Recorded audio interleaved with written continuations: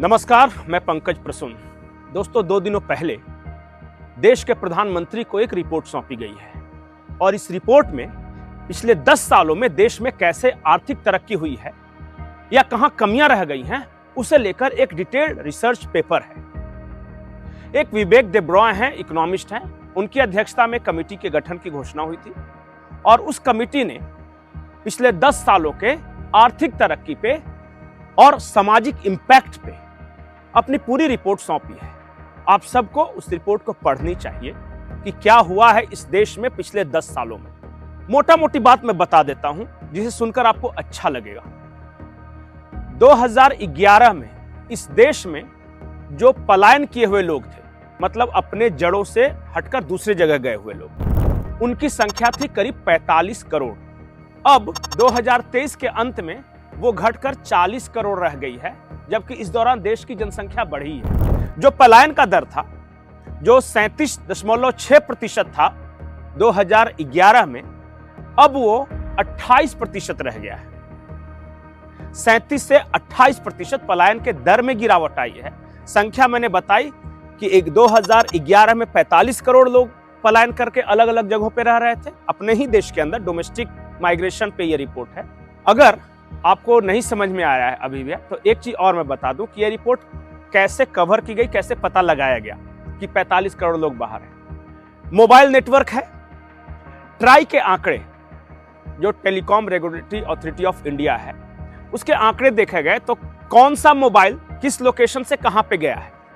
मान लिया कि आप अपने गांव में हैं, आपने मोबाइल परचेज किया और अगर वहां से आप शहर की ओर आए हैं और आके तुरंत लौट गए, तब तो वो माइग्रेशन नहीं हुआ। लेकिन आके अगर आपका मोबाइल नंबर दूसरी जगह पे अस्थायी हो गया है, इसका मतलब कि आप माइग्रेट कर गए हैं, वो मोबाइल ऑनर माइग्रेट कर गया है। ऐसे ये संख्या निकाली गई। इंटरेस्टिंग है। दूसरी जो तरकीब निकाली गई वो ये है कि ट्रेनों में अनरिजर्व क्लास के जो कैटेगरी है और जो रिजर्व कैटेगरी में है, जो मतलब जो रिजर्वेशन करवा के जाते हैं, उनकी संख्या देखी गई कि कैसा है। 2011 में कितने लोग बिना आरक्षण के यात्रा करते थे। जनरल कैटेगरी का मतलब यही है ना कि वो गरीब है, इस वजह से वो टिकट रिजर्व नहीं करा के जाता होगा, या जो AC 3rd class 4th 2nd class में जाता होगा, उसकी आर्थिक स्थिति थोड़ी अच्छी होगी। तो ये संख्या पाई गई दोनों सबअर्बन ट्रेनों में भी और लंबी दूरी की ट्रेनों में भी। देखा गया कि 2011 के मुकाबले अब दोगुने लोग रिजर्वेशन करवा रहे हैं। कल तक जो जनरल कैटेगरी में यात्रा करते थे, अब वो स्लीपर क्लास में जा रहे हैं। और कल तक जो 2011 तक जो स्लीपर क्लास में यात्रा करते थे, अब वो 3rd एसी में यात्रा कर रहे हैं, वही लोग। इसका मतलब आर्थिक स्थिति अच्छी हुई है, इससे पता लगाया गया। एक और जो मिलेनियम गोल्स, जिसके बारे में प्रधानमंत्री अक्सर बातें करते रहे, वो भी कहा गया है कि गांव की हालत और किसानों की हालत। तो इस रिपोर्ट में जो है वो ये कि शहरों में जो आर्थिक विकास की रफ्तार है वो पिछले 10 सालों में कम हुई है, लेकिन गांव में वो ज्यादा हुई है। यानी कि अगर 2011 में आप शहर में थे और आपकी आमदनी अगर 25,000 थी, तो अब 2024 में आपकी आमदनी 30 या 35,000 हुई होगी। लेकिन जो गांव में था, जिसकी आमदनी उस वक्त 5,000 थी, अब 25,000 हो गई। यानी वहां गांव की आमदनी पर कैपिटा इनकम बढ़ा है। इस रिपोर्ट में महिलाओं की स्थिति पर, महिलाओं की आर्थिक स्थिति कैसी है। प्रधानमंत्री अक्सर बात करते रहते हैं कि मुझे 2 करोड़ लखपति दीदियां बनानी गांव में। तो यह पाया गया कि अलग अलग योजनाओं के माध्यम से सबसे ज्यादा अगर किसी के बैंक खाते में पैसों का इजाफा हुआ है, जनधन खाता खुलवाया था ना, अब जो 2011 में तो खाता ही नहीं था, खैर जब से जनधन खाता खुला है, अगर उस वक्त किसी के खाते में 5 रुपए थे तो आज वो 150 रुपए हो गए हैं। एवरेज में बता रहा हूं, इतना बढ़ा है। इसका मतलब जो ग्रामीण इलाकों की आर्थिक स्थिति अच्छी हुई है। रही बात किसानों की, किसानों की आर्थिक स्थिति पिछले 10-12 सालों में अच्छी हुई है या बदतर हुई।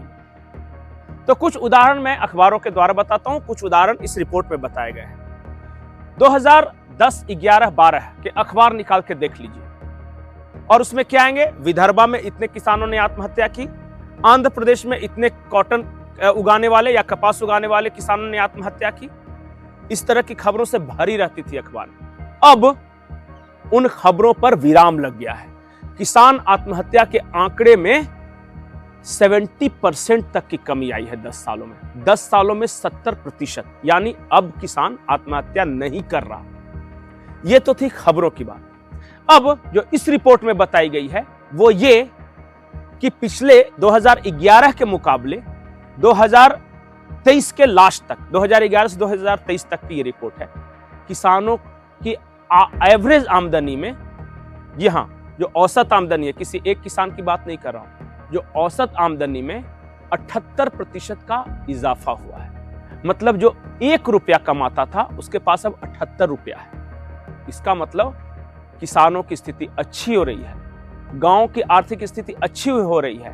भारत का जो बेस है इकोनॉमी का, जो आधार है, वो मजबूत हो रहा है। सारे कॉस्ट कटिंग या फिर ग्लोबल मंदी जिसकी बात कर रहे हैं ना, उसका असर शहरों पर होता है। हमारे अर्थव्यवस्था की बुनियाद गांव है, और गांव में अगर बुनियादी ढांचे का विकास हो रहा है, उनकी आर्थिक स्थिति अच्छी हो रही है, जो सबसे गरीब तबका था वो अगर बीपीएल से ऊपर आ रहा है। पिछले साल की रिपोर्ट आपने पढ़ी ना, 35 करोड़ लोग इस 10 सालों में गरीबी रेखा से ऊपर आए हैं, उन तक स्वास्थ्य सुविधाएं पहुंची है।